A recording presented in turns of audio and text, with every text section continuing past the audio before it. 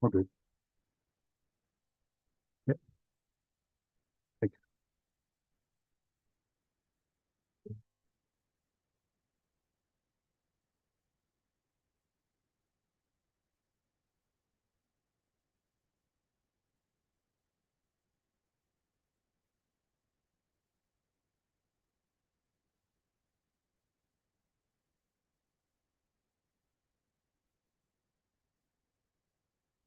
So while we wait for people to come back in, I'm gonna tell you guys a story because I have the mic, so I like to talk. Um, so one of my early experiences with stakeholder management was when I was still in the private sector, and I was trying to build a hotel in Dodoma, Tanzania. So Dodoma is the capital of Tanzania. It's not the biggest city, but it's like a central city. Everybody thinks about Dar es Salaam, but that's just the commercial capital. That's where all the business is. But the political capital is in Dodoma. And so I was representing this investor group that wanted to build a hotel there. So we found a local partner who had land in a really good place, just a couple blocks from Parliament. And so we were trying to build like a business class hotel, something really nice. And while we're in the middle of digging the foundation, we run into a water main. And there's a water main that runs at a direct angle through the middle of our site. And it's a main water main for the city. And so the city tells us, hey, our mistake. We didn't know it was there. It shouldn't be there. It shouldn't be a plot. You're not allowed to build on top of a water main. So you have to move your hotel. Now, we had already invested a significant amount of money in the designs and the engineering and paying consultants and in mobilizing and beginning construction. So we told them, no, we can't just move. You guys need to move the water main. It's your mistake, right? And this conversation went back and forth for a while. And eventually they told us, you're right, it is our mistake, but we can't afford to move it, right? And so I developed a relationship with somebody inside what was the Capital Development Authority. It was like the government agency that ran the capital district, right? And I had a conversation on the side. I said, hey, if you guys are willing to move the water main, can we pay for it and you guys do the work? If that's just the only issue, that way we can stay where we are. I figured that would cost us less money. And we went back and forth, back and forth. And I did a stakeholder thing trying to figure out who are the decision makers. And the deal I wound up with at the end was not that we paid the city to move the water main, but that the city allowed us to move the water main with our contractors that were building the hotel. And because they didn't have any money, they would compensate us by giving us more land in another area because they'd initially offered us to move the hotel to some other place. Where I said, I want that land anyway. And we wound up getting land that was worth maybe 10 times the cost of moving the water main, right? But it was all because and it took about 3 months. Like it wasn't an overnight thing. But when we first discovered the problem, before rushing into it, and when the city told us we had to move, before like overreacting and just getting mad at them, we stopped and we said, okay, wait a minute. What are some possible alternatives? And we knew that from the beginning, we knew if we paid for it, they'd probably let us move the water, right? But we didn't know who would make that decision. So we went through this whole process back and forth of trying to figure out who are the actual decision makers in the government at the city level. And because it was the capital city, like the parliament had something to do with it and the minister. And so we had mapped all this stuff out. We had this strategy and we had like an ideal scenario and the second, scenario. And it really worked out to our advantage. It worked out better than actually what our ideal scenario was. Because like I said, we had this new land was worth 10x, right? It was a great deal. So when we finished building the hotel, we also had this new piece of property that was bigger than the property our hotel was on in a new development area that the capital was investing money in. And it was worth almost as much as our hotel was when we completed construction of the hotel, right? So it really reminded us that, sometimes you can find yourself in a situation where the government or some other higher authority comes in and tells you, no, you can't do this, right? And that's the only thing they're thinking about. Can't build on top of a water main. This isn't going to work. You've got to go somewhere else. And they're not trying to think creatively about how to fix the problem, right? That's not their job, right? And so you have to remember that sometimes your stakeholders are not interested in the same thing that you are. So when we talk about high interest, low interest, we've got to remember that stakeholders don't always have the same interests as you, right? And so this was a situation where the main stakeholder there had a very different interest. Their interest was in protecting their water main, right? And as far as they were concerned, protecting it, and we couldn't build. That was it. End of the conversation, right? A couple months later, their water main went in a very new direction. It had new access points because we had to put in like a manhole and, because it now curved. But it was better for them because it ran in an easement next to a railway, so they'd never have this problem again. Like there were several ways in which it was an upgrade for them, right? At the same time, didn't cost them anything other than giving away this land that they had already set aside in a government program, like investor incentives. They were planning to give it away to somebody anyway. So at the end, it was a win-win for all of us involved. For those of you guys coming in, I'm just talking, not important. You're not missing anything. We're not talking about higher ed yet, but we're going to get there. But the point is, like, this was early in my work for this particular investment company. And it really showed me how you could think strategically and engage different stakeholders, because we got people at the city level involved. We got people from the local water authority, because they were responsible for the water main, so we had to work with them. They had to sign up on the plans. They actually had to supervise our team that was moving the water mains. So there were a lot of different people who had to be involved in this and sign off on it. But we came up with a solution in which nobody had any real logical objection to it, right? And everybody realized at the end of the day that it solved the problem for us, but it also solved the problem for the city. So everybody was happy with it in the end. It wasn't a deal in which at the end one person's feeling like, they got taken advantage of or they got the short end of the stick. And so when you think about stakeholder engagement, it's really about trying to create win-wins for everybody involved. And that's where understanding people's interests becomes really important, right? Because sometimes you have to make concessions or maybe put a little extra into it so that somebody else's interests also get met. And oftentimes, we don't want to do that for no other reason other than ego, right? And so when we start thinking about these things and we start thinking about our strategy that we'll get to, we really want to be able to separate our ego from this. And so I said I'm the dean at a business college. Sometimes I teach business courses. One of the lessons that I enjoy teaching the most is a lesson on emotional payoffs. How many of us have heard of emotional intelligence? A lot of people have heard of emotional intelligence. We have some idea what that means. It's just understanding our own emotions, what triggers us, understanding other people's emotions, how we can manage not triggering them, etc. So how many of you all familiar with the term emotional payoff? Or anybody want to speculate, guess what an emotional payoff is? Who's that?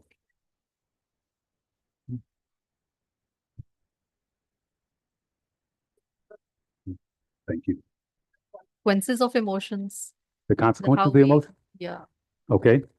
Anybody else want to throw a suggestion out there? What is an emotional payoff? An emotional payoff, yes. Emotional payoff can be intrinsic rewards, perhaps. Is what? Intrinsic rewards. Intrinsic? Yeah. Okay. One more. Yeah, we're all just guessing. That's okay. It's just a guess. I think when you make a connection with someone emotionally and then you maybe get the benefit. Okay, Yeah. very good. All very adjacent. That's the closest one there. So when I do this lesson with students, I talk to them in a business context about the idea of emotional payoffs. And, say, for example, if you're a manager and you're managing people, right? Somebody comes to you and they want a raise. You don't have budget to give them a raise, right? But you do have the capacity to tell that person, hey, I really appreciate you. Working really hard. You're a great, valuable member of this team. Couldn't do it without you. You can express gratitude, right? I don't have any money for you right now, but I've got kind words. And sometimes that's all people want. People want to be acknowledged, right? And so I'm sharing this again as we get into this conversation about interest. Sometimes we have to have the emotional intelligence to recognize when we need to suppress our own ego because we're like, I'm not doing that for them. They just, it costs us nothing to say thank you. It costs us nothing to apologize. Sometimes the other person, they're wrong, but they want you to apologize to them as if you were the person. So what? Right? When we get into stakeholder management, sometimes we have to give people that emotional payoff. It doesn't cost us anything to tell somebody how good they are, how wrong you are, all of these things, right? And this is a lesson I actually got from a lawyer in the United States who used to work a lot of civil trials. And he used to say, I would always tell my clients, don't go to court asking for an apology. An apology doesn't cost them anything. You want a material reward, right? So you go to court asking for money, right? Now, the other side of this coin, right, is you don't necessarily want to accept emotional payoffs, right? You want to know how to give them out. Don't let your ego get in the way of giving people a lot of emotional payoffs. But when you go in there and ask for the raise, you don't want gratitude, right? So you got to remember that other side when you're on the negotiating table, right? But we're going to get into more of that. Okay, so those are just the two quick briefs as we get into the next stage of how we talk about our stakeholders. So like I said before the break, what we're going to do next is talk about influence and interest, right? When we get into mapping stakeholders, it's really important that we can break down where they line up. And again, I'm sorry about the formatting got changed, I guess, when I sent it in. But we think about those people who, at the top of the pyramid, would be high power, high interest, right? They're really interested and engaged with whatever this particular issue is at hand, and they're very powerful, very influential in this space. Then we've got high power, low interest, right? We got those other people that are really powerful in this space, but don't really care, right? Often this will be a situation where maybe your boss is the high power, high interest person, and a dean or somebody is the high power person that doesn't really care about this particular policy issue or change that's coming, right? Then you got the low power, high interest. So you got somebody, often this will be where your students are, right? They're really animated about a particular issue and they have very little influence, right? But they're still one of your stakeholders. You have to figure out how to engage with them in this process. And then you have low power, low interest, right? This might be anybody from some of the community members, sometimes industry, or the president of the institution, right? It's like, this is not an important thing to me. And I don't deal with this anyway. This goes through these other channels. People think I'm powerful, but I'm just kind of figurehead.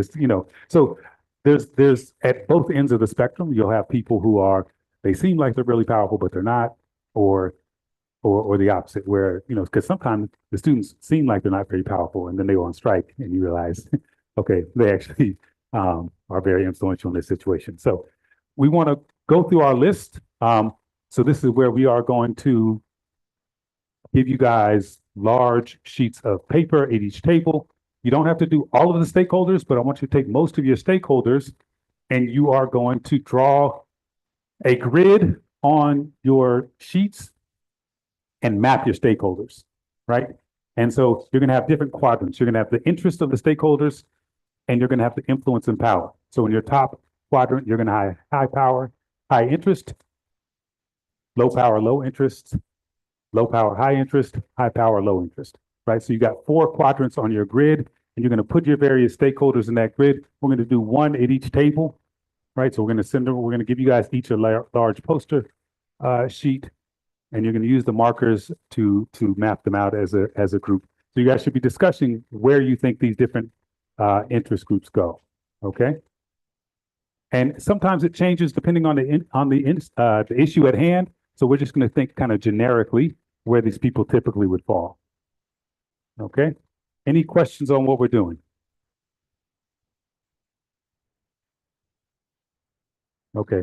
So we'll just spend 10 to 15 minutes doing this, mapping out from the stakeholder list that you guys already have. You guys are going to map them onto a grid. And then our next exercise is going to be dealing with how you've mapped them out on the grid. Okay. So you should have 4 quadrants: high power, high interest, low power, low interest, low power, high interest, high power, low interest. Okay.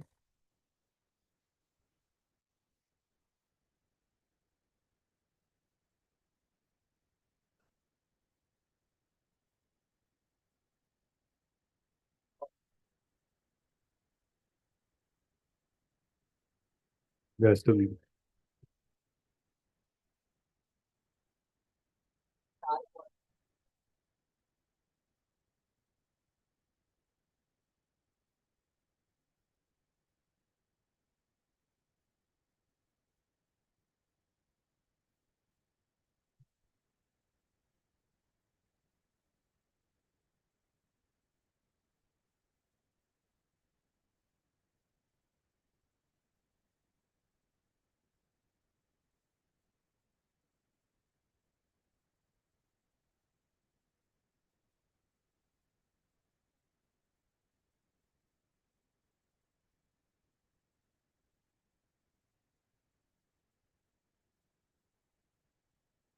Okay. Okay. Perfect.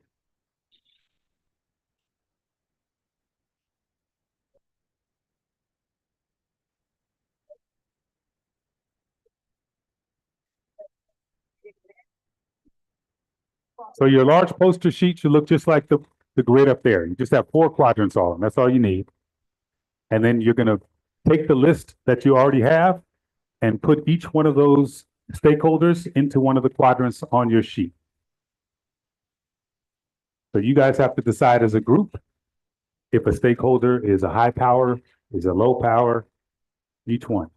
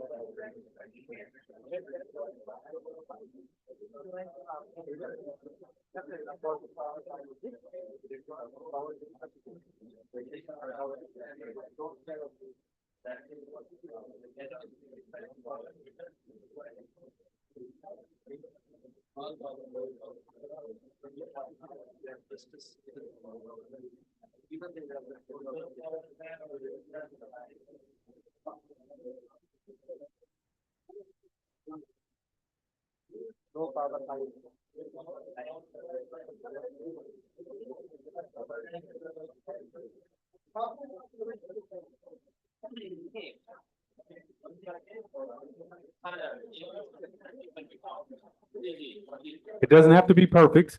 So you just start getting it down on the poster board.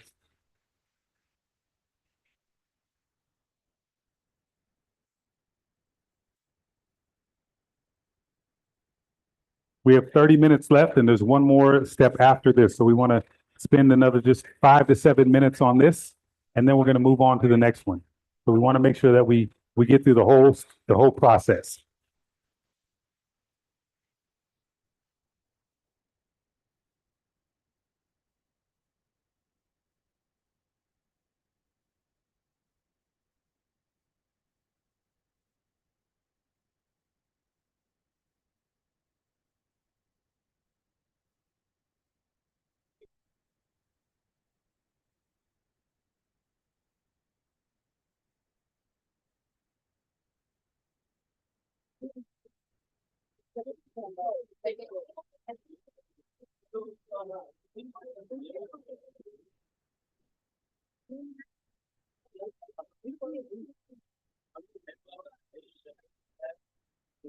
So you're not going to necessarily agree on all of them, but just agree to move forward. You guys are experiencing the stakeholder management piece right now as you guys kind of work through each group, but let's get it down on the poster board and then we'll talk through why you guys decided to put each person in whatever category they're in. Okay?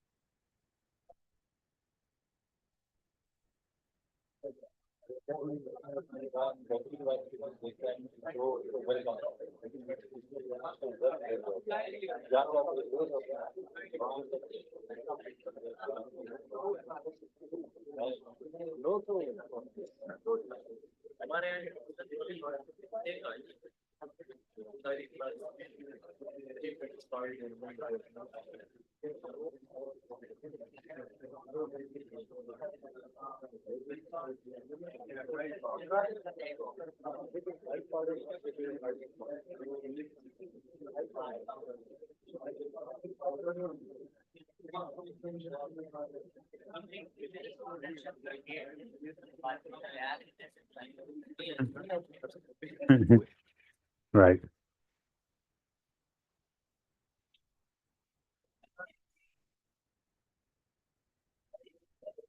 Mhm.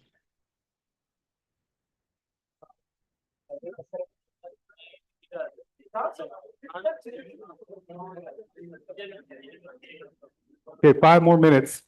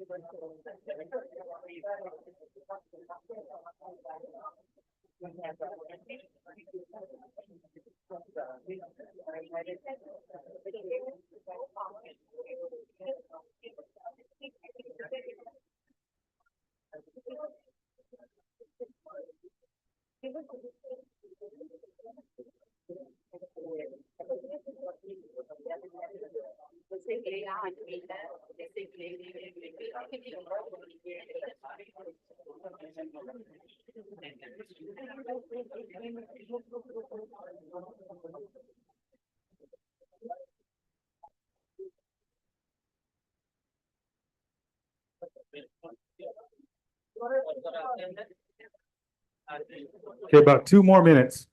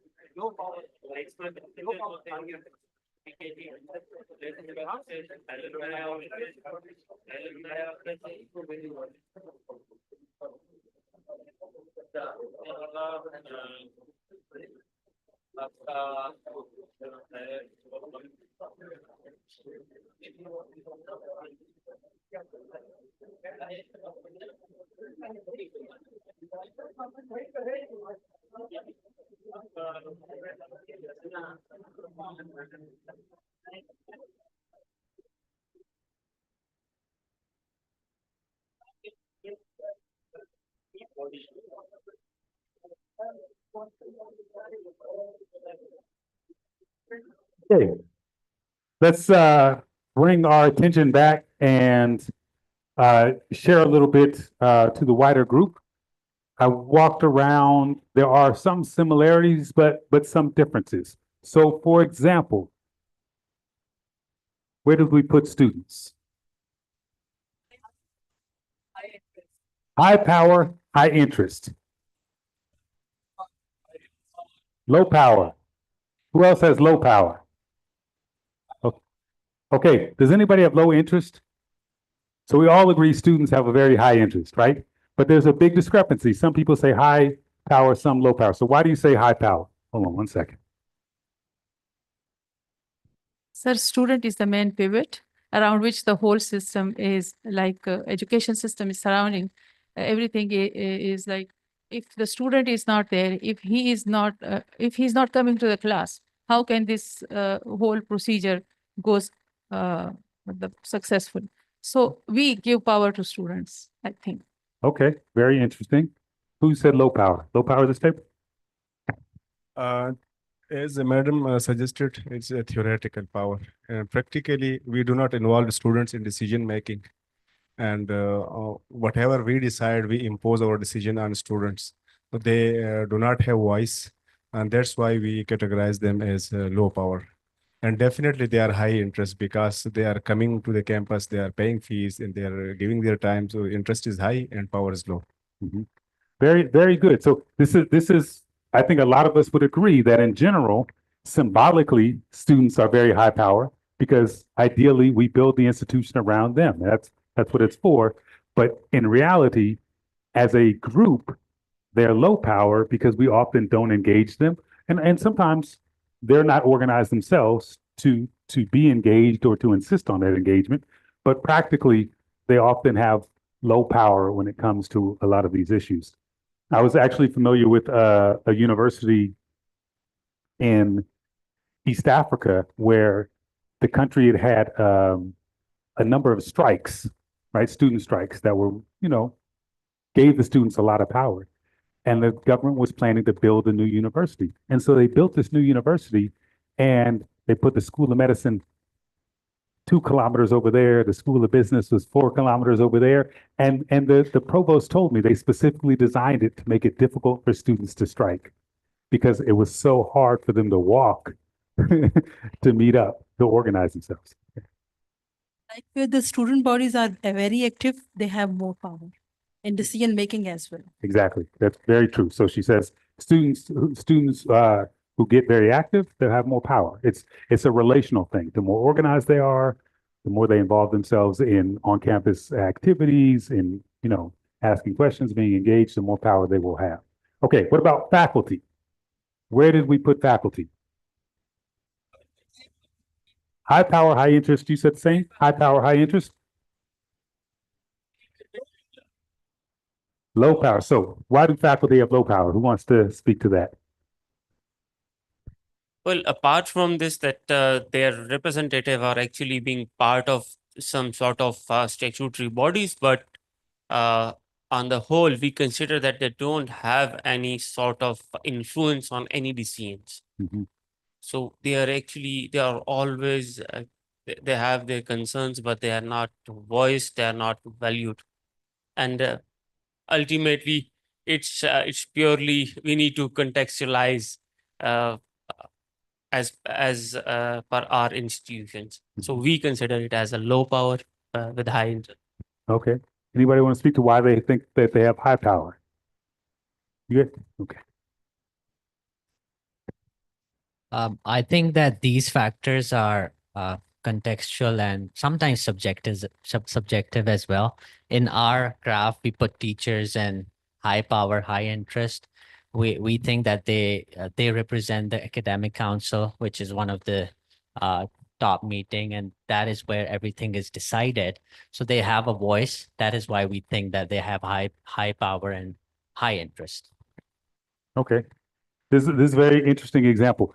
Since everyone here works in quality assurance, often your first response to something is, well, what does the policy say, right? We go and we look at what's documented, right?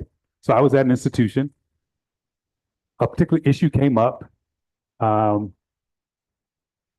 I thought was an interesting challenge. And so I went to the documentation and I found a real contradiction between the written policy and what was being kind of passed down to faculty by the dean.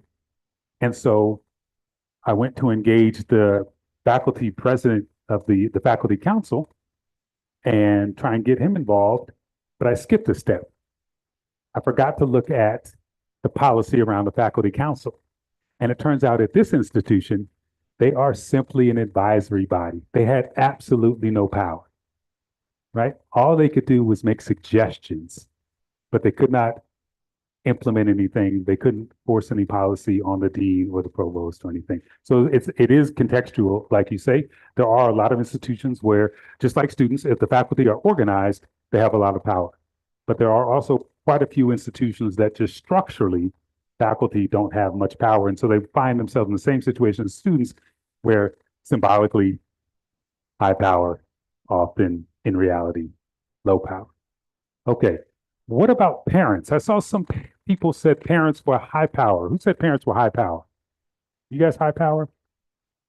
You guys were high power? Okay, say that. So, because like for students, I mean, it's the family or the parents who decides for most of the time. I mean, quote unquote, the financial thing is coming from there. So we thought that they have high power but low interest. Yeah, for most of the time. It depends also on the context. In some places, it might be the higher interest or lower interest. Yeah. Very interesting. Low interest in a sense like if they don't opt for their disciplines. That is one.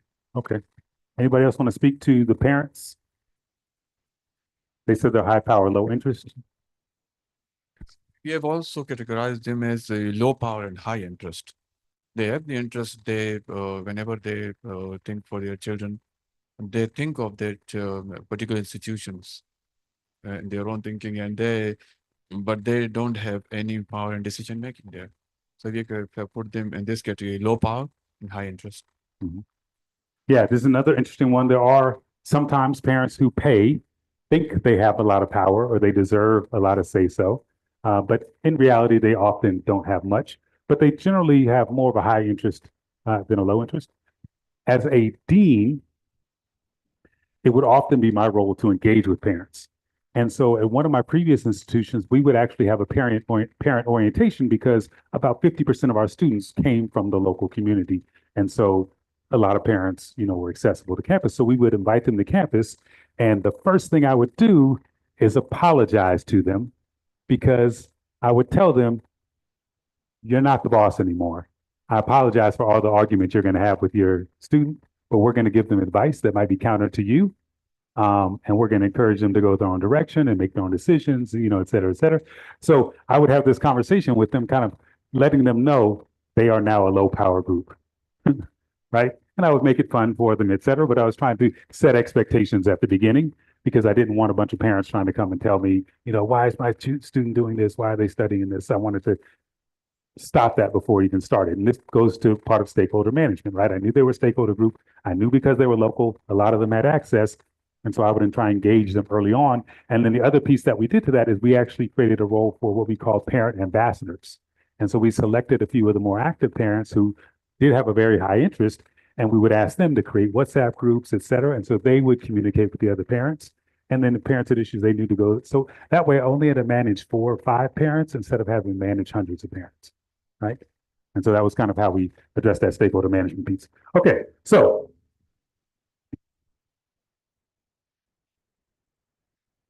yes,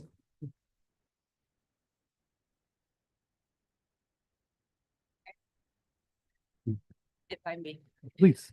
So, addressing the point which the resource person was making, this parent engagement is more relatable to the schools here, not in the higher education sector. So I would say that it is the parents have low power but high interest, and these groups you have been talking about, these are, I mean, for the schools and at the lower level, not at the higher education sector. So this is interesting, and I wonder if you'll feel this way in 5 years or 10 years, because it seems to be changing globally, where I do admissions interviews as well, right? So every week I do a couple of admissions interviews, and I now occasionally, doesn't happen very often, I have a parent who, because they're all Zoom calls, I have a parent who will sit down with their child and want to do a college admission interview with their child. It's this helicopter parent thing where parents are getting more and more involved at the college level. The reason I'm in higher education, I used to say, because I started off when I was in grad school, I taught high school. And I said, I don't want to do secondary and primary because I don't want to deal with parents. That was my thing. And now I'm in higher education and I have to deal with parents all the time. And so I feel like it's something that's changing. So it'd be interesting to see if Pakistan catches up with the West. It's not good. Okay, so the next thing we want to talk about is an engagement plan, right? And what are the elements of an engagement plan? We talk about engagement. We're talking about how do you engage with your stakeholders. Once we identify our stakeholders, we identify whether they're high power, low power, what their interest is. And you can do this around any particular issue. A lot of things come across our desk when we're talking about quality assurance, and we don't even think about the fact that we need an engagement plan, but it could be something as simple as a policy change. At my institution, we just changed our admissions policy, for example, and it's something we have to get the sales and marketing guys on board with. We have to get our recruiting agents on board with. We have to get the registrar's office on board with, right? So there's a lot of different elements to this. And so everything, see, it could be a seemingly small thing. When you think about it, it was good. I saw one of the teams on there, they had the support staff. Support staff is important because how many times have you heard of an issue, maybe the students are having conflict or something because the security guards are enforcing a particular policy or enforcing it in a way that doesn't align with the institution, right? Or maybe they're not enforcing it in a way that doesn't align with the institution, right? So you have to think about, a seemingly small policy around dress codes, around visitation hours. All of these things have multiple layers of stakeholders, right? And so you need to have a plan for how do you engage with them to make sure that everybody is together. And so you need to think, first of all, which is the stakeholder group that you're thinking about your plan of engagement, because it's going to be different for each of the stakeholders, right? So you might have one issue and you've got 10 different stakeholder engagement plans because you've got that many stakeholders on this particular issue. So who is involved? Why? Right? What is the desired outcome or the change in stance? And so when we say why, what is your why? Why do you need to engage the security guards? Why do you need to engage the parents? Why do you need to engage the students on a particular issue? What? So what is the key message that you need to share with them? What do you want them to understand for this? When I'm, in higher education, a lot of times your academic leadership, your kind of senior management, they come out of the faculty. So they don't have a lot of management training or experience. So in the past, when I've been working with younger faculty who are trying to transition into management, one of the things I tell them is that their responsibility is to be an interpreter, right? So they get news from on top. They need to interpret it to students or to whoever they're managing in a way that's digestible, that doesn't make people angry, doesn't upset them. And the same thing, you got complaints and other issues that come from below. You need to communicate those to management in a way, again, that doesn't upset people, doesn't set people off. So that's the stakeholder engagement piece. We talk about interpretation, right? So we think about messaging, right? It's how do you interpret it to this group and to this group, right? You're not going to share the same message with students that you would with parents per se, even if you're trying to get them on board for the exact same issue, right? And then how, right? How are you going to communicate that message? The frequency, is it an in-person session? Like with students, we do town halls. Parents might be emails, or like I mentioned, a WhatsApp group. So there's different methods for communicating. And then who internally is the responsible person, right? So your team comes up with this plan. And again, like I gave the example earlier, maybe you have a relationship, so you communicate with that stakeholder. I have a relationship, so I communicate with this one. But you need to assign that responsibility. You can't just say, oh, we're going to send an email to students. And then it never gets done because you didn't actually designate the specific person that's going to be the one sending that. And we have this conversation in my institution all the time where we say, hey, here's the message. Who does it come from? Right? I used to, at a previous institution, myself, when I was a dean of the undergraduates and one of the deans of the graduate schools, we used to joke back and forth and we'd say all the time, okay, who are they going to be mad at today? And we would kind of go back and forth between communicating messages. And sometimes, again, when I'm dealing with certain roles, I'll be very clear, let me communicate the bad news because you have to engage with them more often, right? So don't let it come from you. I don't want to create tension in your relationship. So let me be the person that conveys the bad news. So you make a strategic decision about communication. And it's important to understand, it goes back to the ego thing and the emotional intelligence. Oftentimes people think, no, this is my job, this is my responsibility. Right, but is that the best way to do it? Maybe it is your responsibility, but can you get somebody else on the team to help you engage in your strategic plan, right? So now what we want to do is pick maybe 3 of the stakeholders that you guys have mapped out and develop a strategic plan. And I'm going to pass out a flyer to each of the tables. Don't have enough for everybody, but you don't need enough. So for each one, and when I say pick 3 or 4, different quadrants. So only one high power, high interest, one low power, low interest. You don't have to do all 4 quadrants, but don't pick 2 from the same quadrant, okay? And then you're just going to fill out this engagement plan, which covers the same basic thing. Who is it? How often do you communicate with them?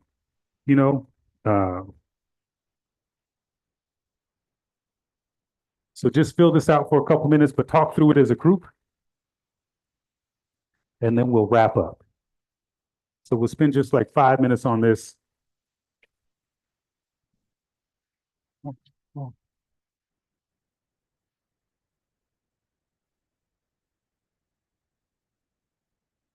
We've got about 8 minutes left. So we'll do 5 minutes on this and then a quick recap.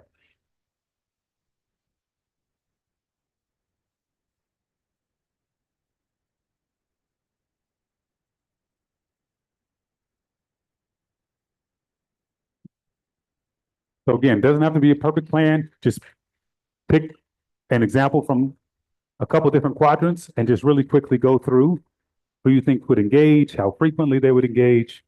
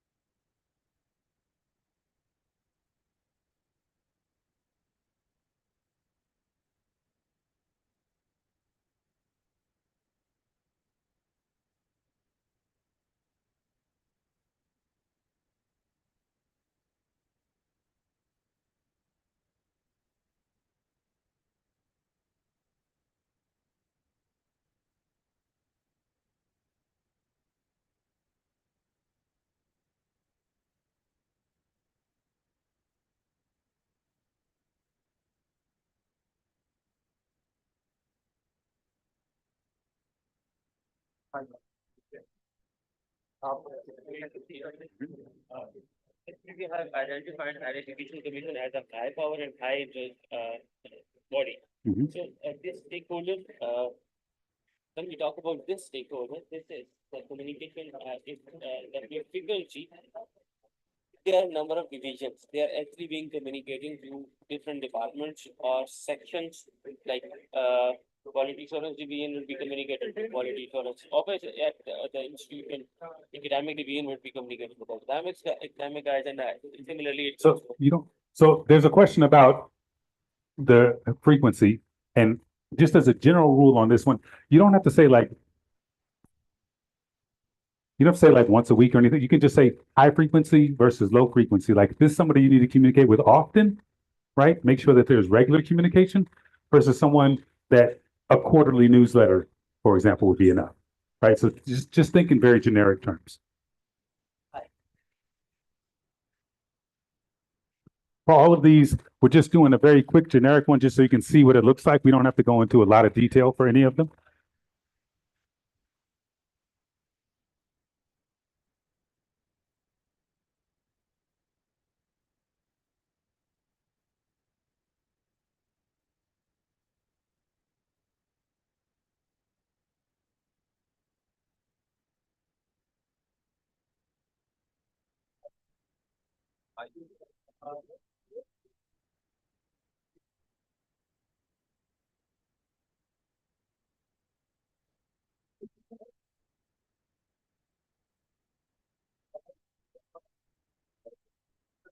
Mhm.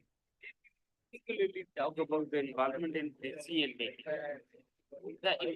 The institutions are autonomous, but as a regulatory body, they do have some generic policies that need to be in place. So how do we actually rate, like, we are considering HEC curriculum into our program?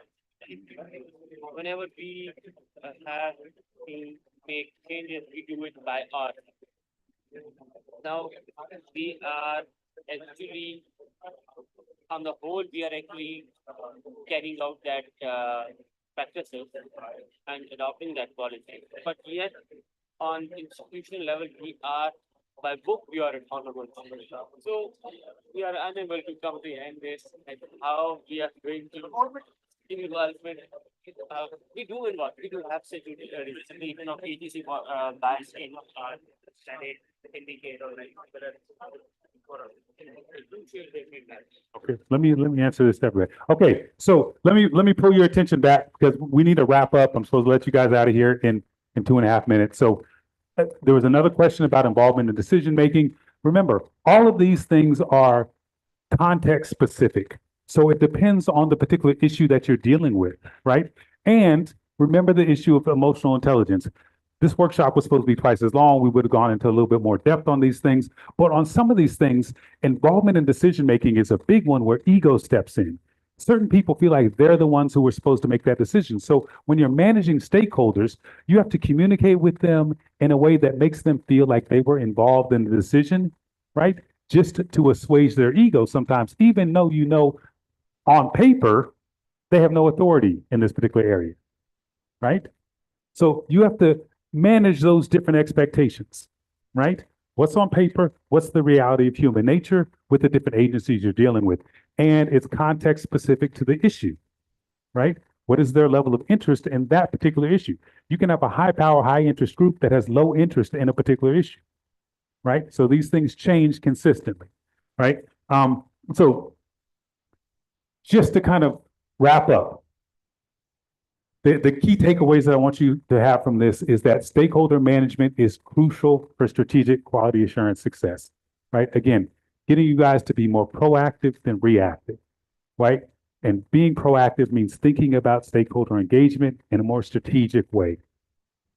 We want you to be able to have an analysis of the power interest because it helps you prioritize your efforts, right? A lot of time, anybody familiar with the 80-20 rule? So in business, we talk about this 80-20 rule, which means 80% of your results come from 20% of your efforts, right? And so That's where the analysis is important. Sometimes we'll spend a lot of time thinking about how to deal with this particular group, and they wind up being a low power group, right? When we could have spent more time over here with the high power group and a lot less effort would have got a much bigger return, right? So being strategic about that helps. Engagement must be tailored and purposeful. So to the question about decision involvement, right? Everything is context specific and you tailor your communication to that particular issue, right? We are too often set in our habits and our patterns, and it's very easy to say, okay, well, we're an authority on policy, and so every time there's a policy thing, we send out an announcement, we change the policy online, we do this, and we treat every issue the same, right? Where we need to think more strategically and have a different level of communication, a different engagement for each issue. This process directly supports building partnerships for innovation and growth. So again, I'm not an expert in higher education in Pakistan, but I can do a very quick Google search and I can see that the higher education sector here is growing rapidly, public and private, and it's creating capacity issues, all kinds of issues related to quality assurance, right? How do you all, right, become more innovative in managing that growth, right? How do you strategically engage stakeholders and say, look, we need a new policy framework that's going to allow institutions to, get up to speed faster, to open new programs, to change programs as emerging tech and everything else is kind of changing the industry needs, right? So how do you balance academic delivery with your external stakeholders in industry and employers, et cetera? So you guys need to be more proactive again in thinking about quality assurance for innovation, not just for regulation. Okay? And this process of stakeholder management will help you in doing that. And recognize it's an ongoing cycle. It's not a one-off task. Great little exercise we can do in a workshop, but you guys need to be thinking about how you do this on a regular basis in your office when important issues come up. And you just huddle real quickly and think strategically, okay, who are the stakeholders on this? How do we need to engage them? Who's assigned to each task, right? Really quickly, but if, it'll become a habit, right? And hopefully it'll make you more effective in your respective roles. And then, so how do you take action? Use the templates generally with your teams. The grid is real easy. How do you map your stakeholders? Who's high power, who's low power on each particular issue really quickly? And then what's your engagement plan for those stakeholders, right? You can do that every time. It becomes a habit, no problem. Mapping stakeholders for a specific goal or initiative. And then this last one, this is your homework, right? Initiate one conversation with the key stakeholder this month, right? And think about a stakeholder that you don't engage with regularly. Like I said, we're habitual. So we're used to dealing with somebody we have a good relationship with. We always kind of go back to them. But how do you reach out to and start engaging with another stakeholder, right? And this becomes part of the emotional payoff. You're engaging with them now to tee them up for something you need them to do 3 months or 6 months from now. They don't even know it. You might not even know it yet. But how do you begin to soften that relationship up, change the way they think about you and your role for quality assurance by just beginning to engage with them now, right? You engage with your stakeholders on a regular basis instead of just when you need them to do something, and they'll be a lot more flexible and willing to work with you, okay? Any final questions or thoughts before we break?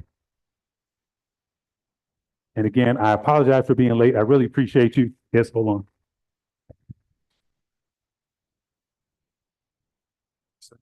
Sir, can you go back to that table where you say high power interest in high power, high interest? This one, yes, please. You said that we are looking at context.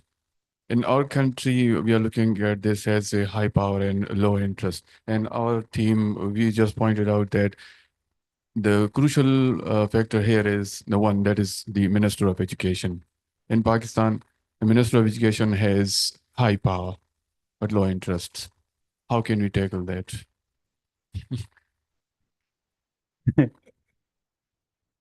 This is an interesting question. So he makes the point about the Ministry of Education being high power, low interest. And I'm sure in some ways that changes when maybe there's a new minister or new people come into office, new political issues, shift how people think about this. But this is a great question for the proactive piece, right? You all are advocates and ambassadors for higher education in Pakistan, right? if it's a low interest issue to the ministry, that's partly your fault, right? You guys are the ones that hold all this data, all these statistics, all this information about what's working, what's not working, et cetera. What are you guys doing to engage the ministry on a regular basis, right? Because your success points, right, are propaganda points for the ministry. Why wouldn't they want to promote that? Why wouldn't they want to see it as high interest, right? But maybe you're not doing a good enough job communicating the successes, right? What are the employment rates of students coming out of school, right? What are the data points that you have that would give them a high interest, right? Or what are some solutions that you guys have seen working in different institutions, right? That should become policy so that everybody does it, right? Or that get more support from the government, right? So when you think about a high power, low interest, critical stakeholder like that, think about how you, and think about this collectively. Like, so now you think about quality assurance as a collective, not as an individual institution. And how do you guys come together at conferences like this and have a side meeting and say, hey, you know, we'd like to communicate this to the ministry. We'd like the ministry to be more, better informed. Because often people who have low interest often just have low information, right? And the more information we can get them, the more interest they will have in these particular issues. It's not always the case, but I would say like as a starting point, right? Most of the time, government wants to be able to promote themselves. And so what they need are success stories. And so what success stories can you share that will want them to then come back and give you more support and be more engaged in the work that you're doing? Answer your question, kind of touch on it a little bit. Okay. All right. So we are a little bit over time, but again, I apologize for being late. I really appreciate it. I'm going to be around for the next couple of days, so please come talk to me. I get really excited about these things, really engaged. I want you all to really begin to see yourselves, though, as not just regulatory authorities who are coming through telling people what to do or making sure that people align with policies, so much as you guys are strategic partners in institutional growth and in the growth of the higher education sector overall, because I believe, and I believe you all do as well, that's why you're involved in higher education. Education is one of the most transformative industries, and for a country that is growing so quickly, we need to transform and innovate higher education in Pakistan for broader national development. So thank you very much. I hope you guys enjoy the rest of your conference.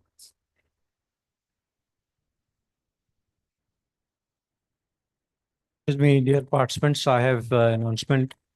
The participants who have completed the workshop, they will receive their certificates at 5 p.m. through email. And some of the participants who are registered for the second session, their names are listed with me. I'll be calling their names. They are supposed to get their second registration done from the registration desk after completing this talk. And might possible we are having our rector with us for a group photo. So let me call the names of the participants who are supposed to register for the second session. They are Dr. Zahid Ali, Dr. Abid Khan, Fahim Ahmed, Dr. Muhammad Arif Nadeem Saqib, Latifur Rahman, Shahriyar Ahmed, Dr. Ibrar Khan, Dr. Rais Khan, Ijaz Ahmed, Dr. Dhani Baksh, Talpur, Awais Abdul Wahid, Dr. Hussain Ali, Zahoor Ahmed, Naveedullah, Faz Ahmed, Anis Muhammad, Dr. Bakir Hussain, Dr. Ijaz Aziz, Shazia Shabir, Shazia Umair, Dr. Muhammad Wasim Bari, Dr. Muhammad Saeed, Dr. Javed Iqbal, Kramnan Siraj, Jibran Khan. So these are the participants who are supposed to get their registration done for the second session from the registration desk. Thank you very much.